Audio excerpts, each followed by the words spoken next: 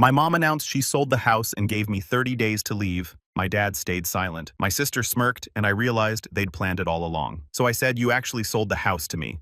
I'm 27 and I work in tech. On paper, that sounds impressive. In real life, it mostly meant long hours, quiet paychecks that grew faster than anyone realized, and a habit of keeping my wins to myself. I learned early that in my family, visibility was dangerous. If they noticed you, it was usually because they needed something. From the outside, we looked like a normal American family. A decent house in a quiet neighborhood. Dinners together most nights. Smiling holiday photos that still sit somewhere in my mother's social media archives. But inside that house, there was an unspoken hierarchy. Everyone understood instinctively. At the top was my mother. She didn't yell much. She didn't need to. Control came naturally to her, wrapped in calm sentences, polite smiles, and decisions that were already final by the time she announced them. Affection in our house was conditional. Approval had to be earned, and it could be taken back at any moment. My father existed in the background of her authority. He wasn't cruel. That almost made it worse. When tension filled the room, he retreated into silence, into his plate, into whatever excuse let him avoid choosing sides. He believed peace meant compliance. Over time, that taught me something painful. His comfort mattered more than my protection. Then there were my sisters. My younger sister was still in high school for most of this. Loud, emotional, dramatic, and indulged in a way I never was. Her moods shaped the house. If she was upset, everything stopped. If she wanted something, it became a family priority. My older sister was different. She carried herself like life owed her something. She spoke with confidence even when she was wrong. My mother admired that in her, where I was quiet and careful. She was bold and demanding. Guess which one was praised for knowing her worth? And then there was me, the extra chair at the table, the one who blended in, the one who never caused trouble, never asked for much, never needed attention. At least that's how they described me. What they really meant was that I was easy to ignore. I learned not to ask questions, not to interrupt, not to expect fairness. Birthdays were small for me, sometimes acknowledged late in the evening like an afterthought. Vacations were too expensive if I wanted to come, but somehow affordable when it was just them. I stayed behind, often watched the house cleaned up, made myself useful without being noticed. By the time I was 16, I got a job after school. Not because I wanted spending money, but because asking my parents for anything felt humiliating. With my first few paychecks, I bought myself a used laptop. It was slow, loud, and overheated constantly, but it was mine. That laptop changed everything. At night, after the house went quiet, I taught myself to code. I sat on my bed, headphones, and watching tutorials and reading documentation while everyone else slept. Code made sense in a way people never had. Effort led to results. Logic mattered, no favoritism, no guessing what mood someone would be in tomorrow. I never talked about it, not because I was hiding, but because I didn't feel safe sharing anything that mattered to me. In my family, information was currency, and I had learned to keep mine close. After high school, I stayed home. It made financial sense. At least on the surface, I paid my share covered. My own expenses helped when asked, stayed invisible. They assumed I was drifting, barely keeping up, wasting my potential. I let them believe it. Meanwhile, I was building something quietly. I moved into tech full-time, long hours remote work projects that paid better than my family ever imagined. I partnered with someone I trusted. We built, scaled, reinvested. I didn't upgrade my lifestyle. No flashy car, no designer clothes. I liked being underestimated. It kept things simple. The only person who ever really saw me was my grandfather. He lived a few towns over in a small house that smelled like old books and coffee. He asked real questions. He listened to the answers. When I talked about my work, he didn't look confused or bored. He looked proud. He never treated my quiet as weakness. He told me once, "The people who talk the least are usually watching the most." When things felt unbearable at home, I drove to see him. We sat in silence sometimes, and that silence felt kinder than the noise of my own house. He was the only one who ever told me. I didn't know my family access to me just because we shared blood. Looking back, the signs were always there. My mother handled all the finances, but nothing was ever transparent. My name appeared on documents I wasn't asked about. Bills I didn't question, decisions I was excluded from at the time. I told myself it was simpler that way. I didn't want conflict. I didn't want attention. What I didn't realize was that they weren't just overlooking me. They were using me. Quiet people make convenient tools. They don't argue. They don't demand explanations. They don't disrupt plans. And somewhere along the way, my family stopped seeing me as a person and started seeing me as something functional present when useful, disposable when not. I didn't understand that yet. Not fully. I still believed if I stayed reasonable, if I stayed calm, if I stayed loyal, things would eventually balance out. I didn't know they'd already decided my place in the family, and I definitely didn't know how close I was to finding out the truth. The pressure didn't arrive all at once. It crept in quietly, disguised as responsibility, as family duty, as things that supposedly made me more mature than my sisters. Looking back, I can see how carefully it was done. It started with small expectations. Cover this bill, handle that errand, pick up the slack when someone else was too stressed. My mother framed it as trust. You're the reliable one, she'd say like it was a compliment. What it really meant was that I was the easiest to lean on without resistance. When my older sister needed help, it was an emergency. When my younger sister wanted something, it was essential for her happiness. When I needed space or time, it was inconvenient. I paid utilities without being asked, fixed things around the house, took care of paperwork. I wasn't included in decisions about every time I tried to ask questions. My mother brushed them aside. Don't worry about it. I've got it handled, and my father nodded along. Grateful, someone else was taking responsibility so he didn't have to. As my career grew, the demands grew with it. My mother began asking more pointed questions about my work, not curious questions, strategic ones. How stable was my job? Did I work with clients? Could I freelance if needed? She never asked how I felt, only what I could provide. I kept my answers vague. That seemed to irritate her. She liked control, and control required information. When she couldn't get it directly, she applied pressure instead. Passive comments at dinner. Comparisons to my sisters, jokes about how quiet people don't really go anywhere. The message was clear. Prove your worth or accept your place. Financially, the house became heavier. More repairs, more unexpected expenses. I noticed I was paying far more than my share. But whenever I brought it up, my mother reframed it. You live here too. You earn more than you used to.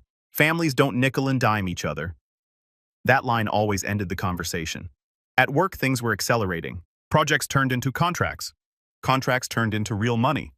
I still lived modestly, but the gap between how my family saw me and who I was becoming widened every day. The more capable I became, the more invisible I felt at home. Then something shifted. One night, I came home late and found my mother at the kitchen table. Papers spread out in front of her. She closed the folder the second she saw me, just organizing things, she said casually. I caught a glimpse of my name on one of the pages. It wasn't the first time I'd seen it on documents. I didn't remember signing, but this time it stuck with me. I asked what it was. Nothing you need to worry about, she replied. It's family stuff. That should have been the moment I pushed back. It should have been the moment I demanded clarity. Instead, I did what I'd always done. I nodded. I went upstairs. I told myself it wasn't worth the fight. That silence cost me more than I realized. The moral line was crossed a few weeks later. I overheard my mother on the phone speaking in that low, precise tone she used when she thought she was being clever. She mentioned the house, the market timing. She talked about moving on and simplifying. She never mentioned me, not once. I stood halfway up the stairs, listening, as the truth slowly took shape. They were planning something significant, something final, and they had no intention of including me in the conversation. That was when I stopped seeing the situation as accidental. This wasn't neglect. It wasn't thoughtlessness. It was strategy. They were tightening the strings around me financially, emotionally, legally, while keeping me just comfortable enough not to rebel. I was useful until I wasn't. And once I stopped serving a purpose, they were preparing to cut me loose. I didn't confront them. Not because I was afraid, but because I was thinking. I started paying closer attention. I reviewed documents quietly. I checked records I should have looked at years earlier. I noticed patterns that made my stomach drop. My involvement wasn't incidental. It was embedded. And for the first time in my life, I understood something clearly. Staying silent didn't make me safe. It made me convenient. Still, I didn't act. Not yet. I smiled at dinner. I kept my routine. I let them believe I was the same. Quiet, compliant son. They'd always known. Inside, though, something had changed. I wasn't blind anymore. I was waiting, because once you see the truth, you don't rush, you prepare. And I knew whatever was coming next would decide whether I stayed the person they could control or became the person they never saw coming. The breaking point didn't come in the form of a screaming match or a dramatic betrayal. It came quietly the way my family always did their damage. Calm, deliberate, and impossible to walk back. Dinner that night felt off from the moment I sat down. My mother moved through the kitchen with a tight efficiency, the kind she had when decisions were already made. My sisters were unusually cheerful, exchanging glances that didn't include me. My father barely spoke. He never did when he knew what was coming. Halfway through the meal, my mother set her fork down. "I need everyone's attention," she said. Then she looked directly at me. The room seemed to shrink. I knew before she spoke again that whatever she was about to say had already been discussed without me. I was the last to know, as usual. She told us the house had been sold, the paperwork was complete, they were moving out of state tomorrow. For a second, my mind stalled. Tomorrow didn't feel real. Tomorrow was something you prepared for, something you talked about. This wasn't preparation, this was a razor. I asked where they were going. "That's not important," she replied without missing a beat. What mattered, she explained, was that I had 30 days to find somewhere else to live. They weren't taking me with them. I looked at my father, searching for something, an explanation, a protest, a sign that this wasn't intentional. He stared at his plate, jaw clenched. Saying nothing, my older sister smirked. My younger sister laughed under her breath. "You're serious?" I asked. My mother nodded. "You're an adult. It's time you stood on your own." The words hit harder than shouting ever could. This wasn't framed as cruelty. It was framed as reason, as responsibility. As if pushing me out without warning was some kind of life lesson. That was when it happened. Something inside me finally broke. Not into panic or tears, but into clarity. This wasn't a mistake. This wasn't stress or poor planning. This was intentional. They had planned this. They had decided my future without me. They had removed me from the family equation as cleanly as closing a door. I waited for anger. It didn't come. What came instead was resolve. I realized in that moment that nothing I did, no obedience, no sacrifice, no silence, would ever make me matter to them. The version of me they valued only existed when I was useful. The second I wasn't, I was expendable. So I stopped arguing. I didn't beg, I didn't plead, I didn't raise my voice. I nodded, pushed my chair back, and stood up. "I understand," I said calmly. My mother looked surprised. She had expected resistance, tears, gratitude, maybe anything but acceptance. I went upstairs and closed my bedroom door and leaned against it. Listening to their voices float up the stairs, light relieved, already moving on. That was the moment I made my decision not to fight them, not to expose them, but to change everything quietly. They thought they had ended my place in that house. What they didn't know was that by trying to remove me, they had crossed a line they couldn't uncross, and the next move wouldn't be theirs. It would be mine. The first thing I did after they left wasn't panic. It was paperwork. The house felt too quiet that morning. Empty rooms, bare walls, the sound of my own footsteps echoing back at me. But instead of packing, I opened my laptop and pulled up files I hadn't touched in years. Accounts, contracts, old emails, things I'd signed without thinking twice, because family wouldn't hurt me. Right. That illusion died quickly. Buried beneath years of routine payments and shared responsibilities was a simple, undeniable truth. Far more than they realized was tied to me, not emotionally. Legally, utilities in my name, insurance policies I paid, renovations I'd funded, and then the big one, the detail that made my hands go still on the keyboard. The house, not all of it, was as cleanly theirs as they believed. Months earlier, when I'd stumbled across the online listing late one night, something in me had gone cold. They were selling the house while I was still living there. No warning, no conversation. I hadn't confronted them. I'd made calls instead. Quiet ones. Turns out when you're the one paying, when your name appears in the right places. When you act before emotions cloud judgment. Leverage builds itself, while they packed boxes and planned their fresh start. I secured my position legally, methodically, without drama. I didn't sabotage anything. I didn't threaten anyone. I simply stopped assuming they had my best interests in mind and started protecting my own. Once they were gone, I followed through. I canceled what I needed to cancel. Sent short, professional emails, polite, cold, irreversible, effective immediately. Per our agreement, this arrangement will no longer continue. No explanations, no justifications. Boundaries don't require speeches. Every message felt like reclaiming a piece of myself I'd given away too easily. Not revenge clarity, not anger control. The last call I made was to my grandfather. He answered on the second ring. They left. I said he didn't ask who. Didn't ask. He didn't ask why. He just said, Are you safe? That question alone nearly broke me. I drove to see him that afternoon. We sat at his kitchen table, the same one where I'd learned years earlier that quiet didn't mean weak. I told him everything. The sale, the dinner, the month I'd been given like an eviction notice disguised as parenting. He listened without interrupting. When I finished, he nodded once. I wondered how long it would take. He said, "For what I asked for them to mistake your silence for ownership." He supported me without conditions. No guilt, no pressure to reconcile, just steady reassurance that I wasn't cruel for choosing myself. People like your mother, he said gently, don't hear boundaries until they hit consequences. Back at the house, the transformation was slow but deliberate. I didn't redecorate to prove a point. I did it to breathe. Furniture replaced emptiness. Light returned to rooms that had felt hollow for years. The space stopped feeling borrowed. So did I. Internally, the shift was even sharper. I wasn't waiting anymore. Not for approval, not for permission, not for someone to finally notice me. For the first time, my life wasn't shaped around avoiding conflict. It was shaped around intention. They thought they'd removed me from their future. What they didn't realize was that by walking away, they'd given me the quiet I needed to step fully into my own power. And they still had no idea what they'd lost. They didn't call before showing up. I knew it was coming the moment my phone started lighting up again. Missed calls, unread messages, escalating in urgency. At first confusion, then irritation, then something closer to panic. I ignored all of it. Silence had always been their weapon. Now it was mine. The confrontation happened on a Saturday morning at a downtown hotel cafe. Neutral ground, public, bright, impossible to turn into a scene without witnesses. I chose the place carefully. Power shifts don't happen in private kitchens where memories can be twisted.